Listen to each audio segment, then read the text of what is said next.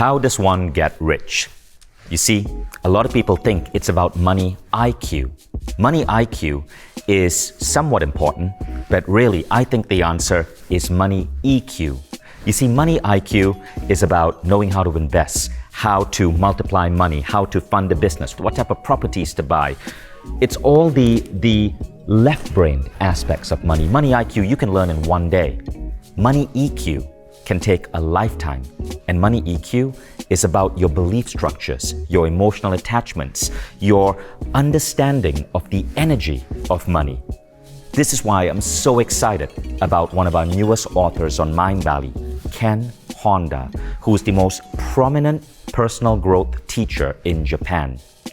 And I want to share with you a really interesting insight I learned from Ken. See, Ken launched an initiative where he interviewed close to 10,000 Japanese millionaires, and he found something really interesting about their money EQ. Firstly, no matter how rich people got, they always wanted more. Ken asked a guy who was making around 100 grand a year, when will you be rich? And he said, I'll be rich when I have $1 million in the bank. And Ken asked a guy who had $1 million in the bank, when will you be rich? He said, I'll be rich when I have $10 million in the bank. So Ken asked a guy who had $10 million in the bank, when would you consider yourself rich? And he said, I'll be rich when I have my own jet. Ken then interviewed a guy who actually had a jet and asked him, when would you consider yourself rich? He said, well, you know, my jet only seats 6 people. I'll be rich when my jet can seat 12 people. And finally, Ken found that there was a certain type of millionaire that truly felt rich. And this feeling of being rich filled them with joy, with bliss. They had a different understanding of money. It wasn't about the measure of money. It was about their emotional and spiritual connection to money. Their response, said Ken, was something more akin to money as air.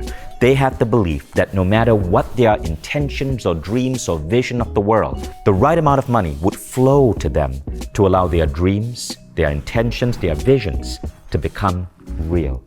And they lived beautiful lives, never worrying about money. Money to them was like air. We don't worry about running out of air. Air, we just breathe it in. What if money was something that we could learn to develop an association with, where it flows to us no matter how much we need? This is what you're going to learn in our upcoming masterclass with the Japanese legend Ken Honda. The link is in this bio.